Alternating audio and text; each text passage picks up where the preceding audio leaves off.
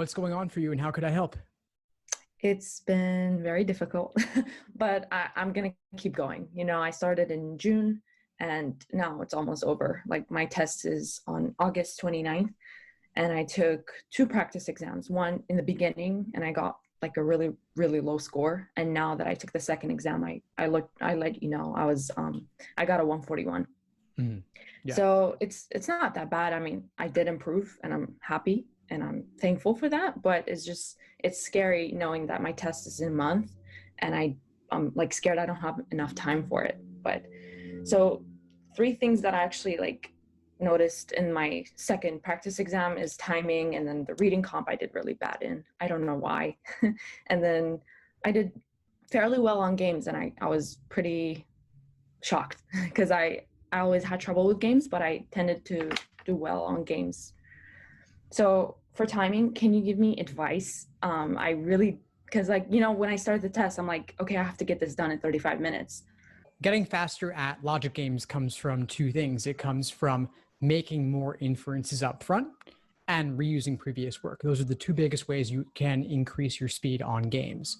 So that means you got to slow down in order to speed up. You slow down during your initial setup to see what other inferences and connections you can make. And that allows you to speed up as you go through the questions. What about logical reasoning? Because on games, I'm pretty much, getting two games, correct.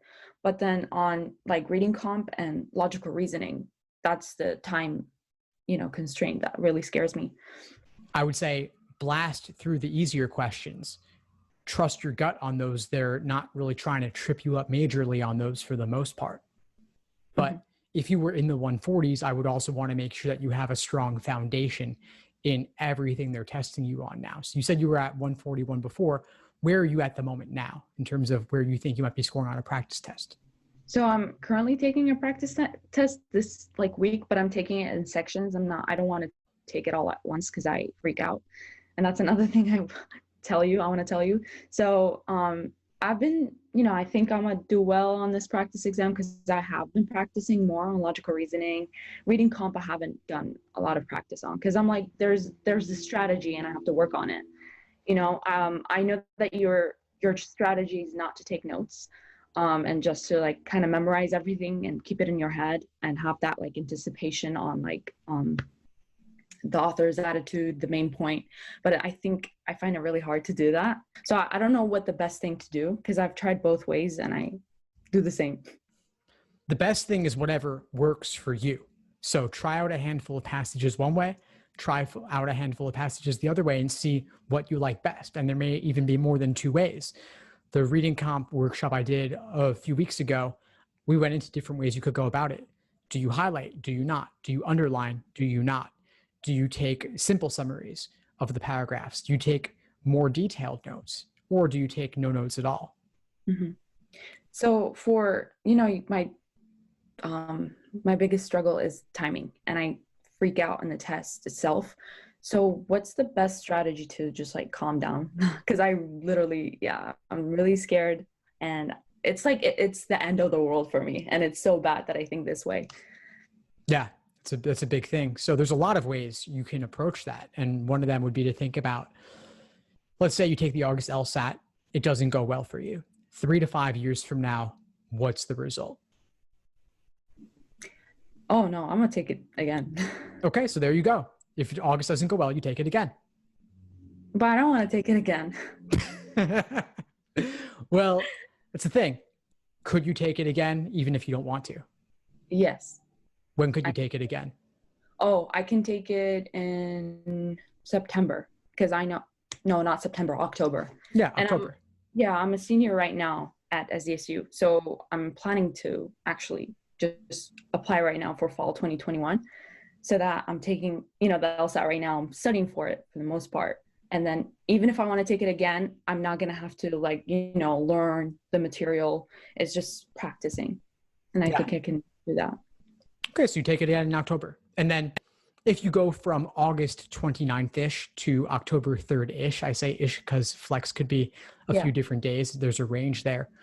What would you do differently between August 29th and October 3rd? Oh, from like what you've done up that to this being point? different? How would you change your prep? I'm sorry, I don't think I understand the question. Is it going to be like, if I don't take it on the 29th and I do take it on the 30th? So I'm saying let's say that the August LSAT, you don't feel like it goes well, and you Okay. say, you know what, I want to do October. What will you do with that additional month? Is there something that you feel you could be doing, but that you don't have time to do between now in early August and the end of August? Yeah, I think it's mostly practicing because right now I'm literally so dumb. I'm sorry.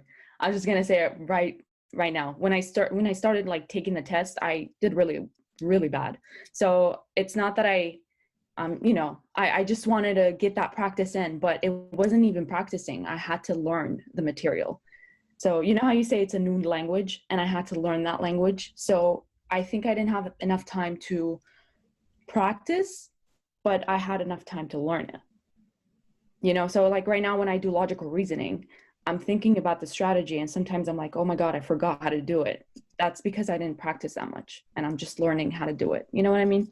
So I would mostly focus on practicing than learning, because I did the learning right now. So there you go.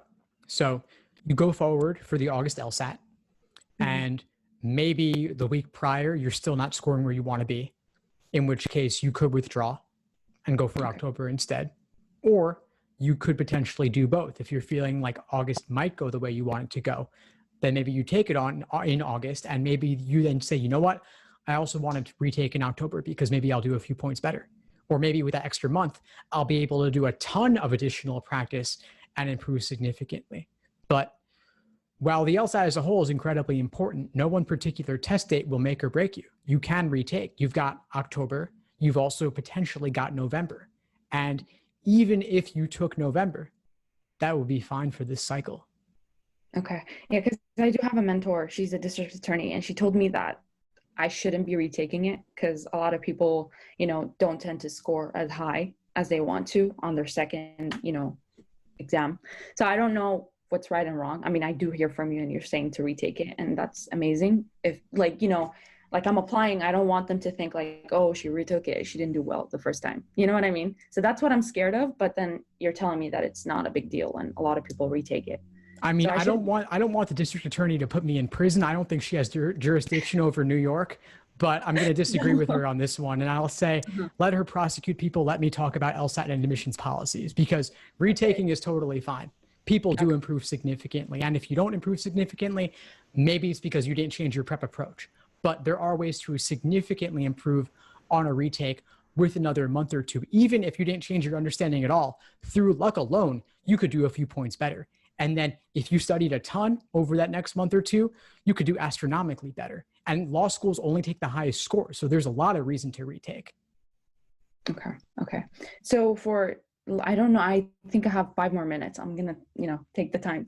Sure. For days, should I be I know you said to take the time to actually set up like different scenarios or diagrams, you call them. So should I be setting them up? Because I feel like I'm wasting a lot of time. I'm like, you know what? Let me just dive into the questions. That's my main point. Like I get so scared of the timing. I don't want to even look at it. If you just dive into the questions, how are you going to approach them? So I write the rules down and then I just go based on the rules. It's so bad, but I actually do well. Like I don't mess up. Sometimes I do, I get like a few questions wrong, but then I'm getting most right.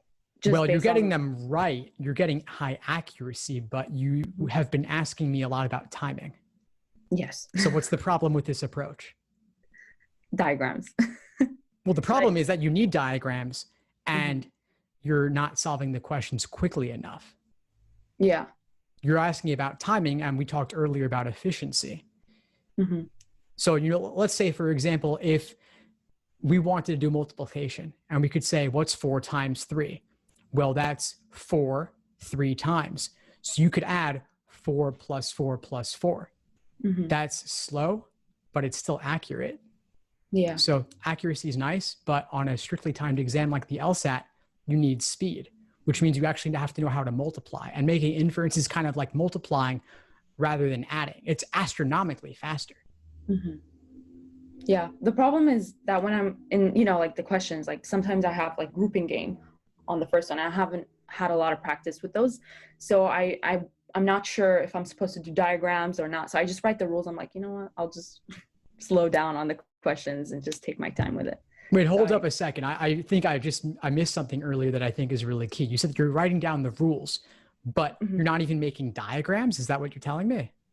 No. I don't make the diagram. So I do rules, and then I'm like thinking about like deductions. Like I'm like, okay, Q can't go there because it hates F or something like that, you know? So I already make that inference in my head, and I just dive into the questions. I don't make different scenarios.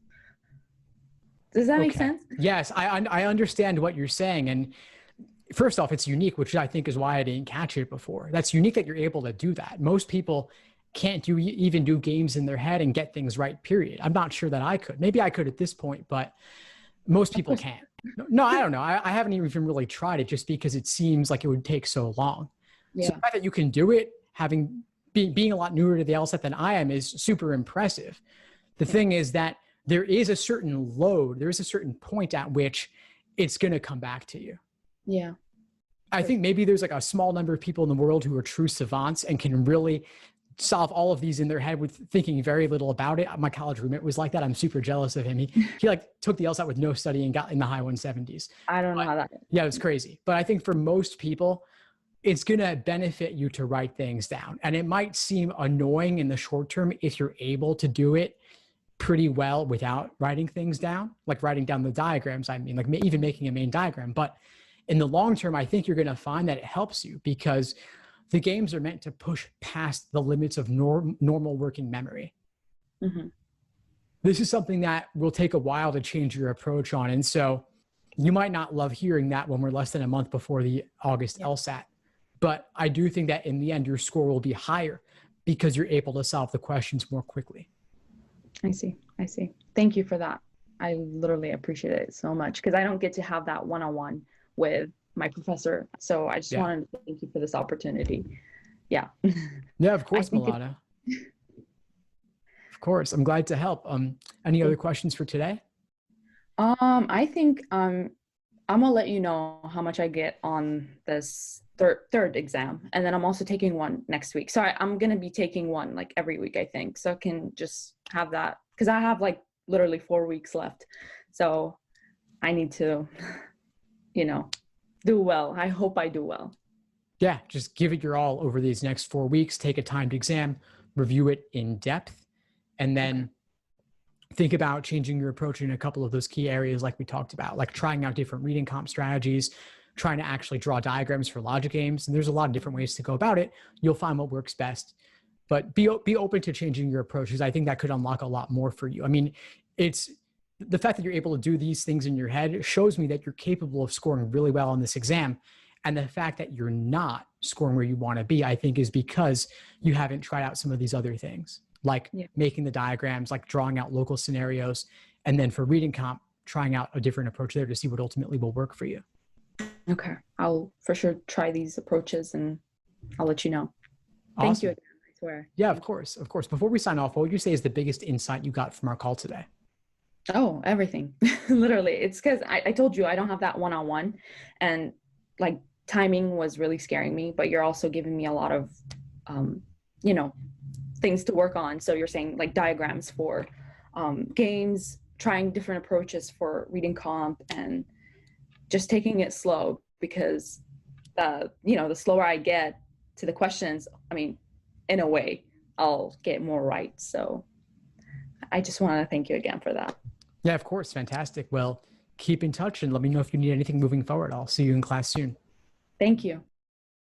Thanks for tuning into the show. Please subscribe if you haven't done so already to be notified of new episodes as I release them. And feel free to reach out if you need anything at all as you move forward with your prep. I'm happy to help however I can. In the meantime, I'll wish you all the best and take care.